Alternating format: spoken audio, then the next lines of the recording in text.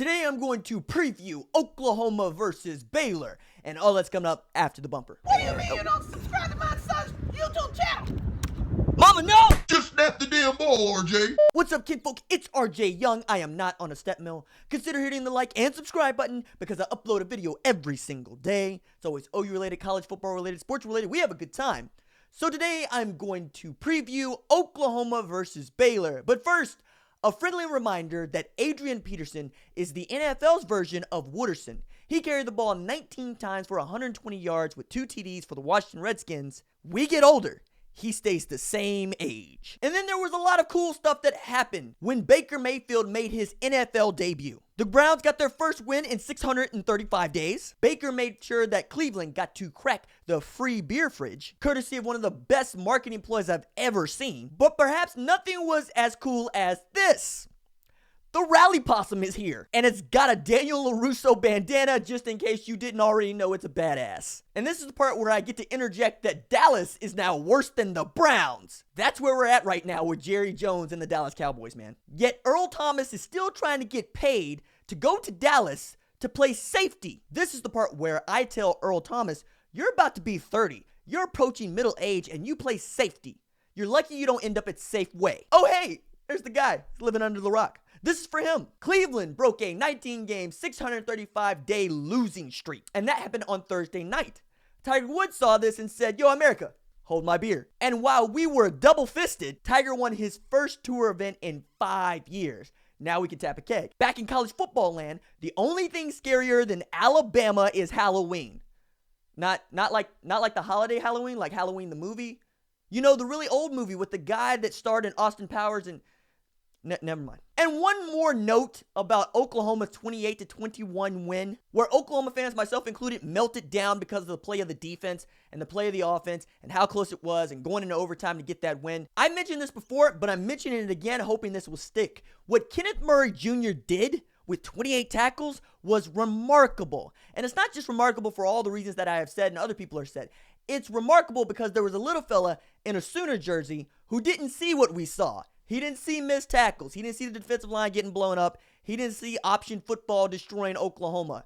He saw Kenneth Murray Jr. everywhere. He saw a superhero. To that little fella, Kenneth Murray Jr. didn't record 28 tackles. He was the newest member of the X-Men, and he recorded 280 tackles. What I'm saying is, Kenneth Murray Jr. is some little guy's Patronus charm, and that is the reason why we love this team and we love this sport. Now, this ain't your 2017 Baylor team. They're much better than that. They have the tools to beat Oklahoma, which is something we haven't been able to say in September in a while. That also speaks to the strength at the bottom of the conference. And it's been a long time since we could say that. Look, this is a conference that hasn't seen Kansas put back-to-back wins together since 2011. And it's also a Kansas team that won its first true road game since 2009 this season. To wit, Charlie Brewer and the Baylor Bears took that opportunity to show everybody that Kansas got better, and so did we. And at a program where they seem to still be having a QB competition, Charlie Brewer looked to sew it up against Kansas. Now, I know Matt Rule won't say it out loud, but Charlie Brewer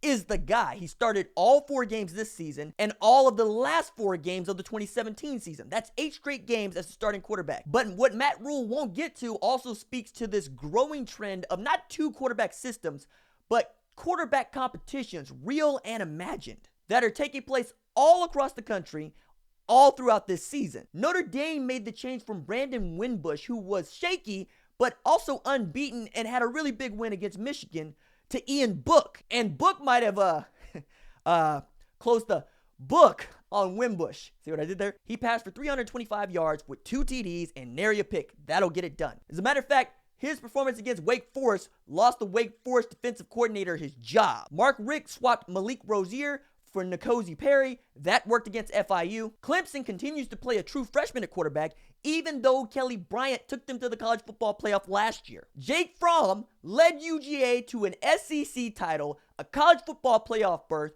a win against Oklahoma, and nearly beat Alabama in the national championship game. And you know what he got for his efforts? Justin Fields, true freshman, breathing down his neck, expecting to take his job. And I will not forget the biggest faux quarterback competition all this season, Tua versus Jalen Hurts. And you know what all these quarterbacks have in common?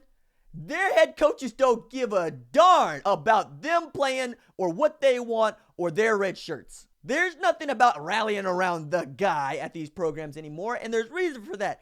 The offensive schemes have never been simpler to run as a quarterback. It has really never been easier to plug and play whatever quarterback is on campus for you. But also, the quarterbacks are much readier to play right away than they have ever been. See JT Daniel at USC for starter. And it's not that Winbush, Rozier, Fromm, Bryant, and who's that? Oh yeah, Hurt are bad. They're really good. It's just this new quarterback crop is way better, which is why Charlie Brewer can't let up at Baylor. I really do expect to see Jalen McClendon throughout this year, if not against Oklahoma. But you can't ignore Brewer threw 3 touchdown passes against Kansas last week, and he played nearly the entire game as the signal caller. He finished 19 of 27 for 221 yards passing and rushed for another 56. Crucially, Baylor is 3-1 now, which means they won 3 times as many games in September as they did all last season. And don't kid yourself, the 26-7 beating they gave Kansas wasn't really that close. It was 23-0 at halftime. But the tailback to watch for Baylor is JaMychal Hasty. Dude sat out the first half against Kansas, came in, rushed for 60 yards on 5 carries. He's averaging 6.3 yards per carry. He is their best tailback. And that's particularly important as he's gotten close to 200 yards through the first 4 games because Baylor didn't have a single 500-yard rusher last year. And also remember, Brewer can skip on you too. He's got as many carries as Hasty does this season. And then yes, all 4 wideouts can hurt you. They're keeping that Baylor tradition intact. Jalen Hurd is the leader. He's got 22 catches for 311 yards. Denzel Mims has all Big 12 potential. He's averaging 18.8 yards per catch. And Tyquan Thornton and Chris Platt can both break you off a little something. Baylor held KU to 271 total yards, put up 447 of their own. But the defense doesn't really create turnovers. It's a real bend, don't break 4-3 scheme. Now again, they ain't gonna win any national titles. This ain't that kind of Baylor team. Not this year anyway. They got thumped at home by Duke 40-27. But if you give them an opportunity, they will show up. They held Kansas to 0 rushing yards in the first half. And if Puka Williams doesn't break one for 72 yards, those rushing numbers don't look nearly as good as they did in the box score at the end of the game. The linebackers Clay Johnson and Terrell Bernard can play. Chris Miller at safety is one of their leading tacklers. And Bernard and Derek Thomas have their only interceptions of the season. They're also open on special teams. They look real suspect against Kansas. Chris Platt muffed the punt. I think Shane Beamer and Jay Boulware will be able to cook up something to where Oklahoma special teams can take advantage of a shaky special teams for Baylor. And you know what's got to go on for Oklahoma. They got to clean it up, man. Particularly the third down defense that they showed against Army. Army was 13 of 21 on third down conversions. That can't happen. And that was from a program in Army who had not beaten a top 5 opponent since Kennedy was president. And they actually still have it, but they came close in OT. And hopefully whatever was going on between Kyler Murray and Hollywood Brown doesn't happen again, because it felt like Kyler Murray was going to have to put it on Hollywood Brown better than a PowerPoint presentation for Hollywood Brown to make a catch against Army, and he got skunked. You'd also like to see the defensive line get back to playing the kind of football they did against Florida Atlantic and UCLA. But you know what the story is going into Baylor. The sloppiness has to end. Missed tackles, stupid penalties, and hustle are all things every coach and every fan preaches, because those are all things under your control. You cannot teach talent. You can only teach talent how to work. And that has to be the story for Oklahoma ahead of this Baylor team. Play fast,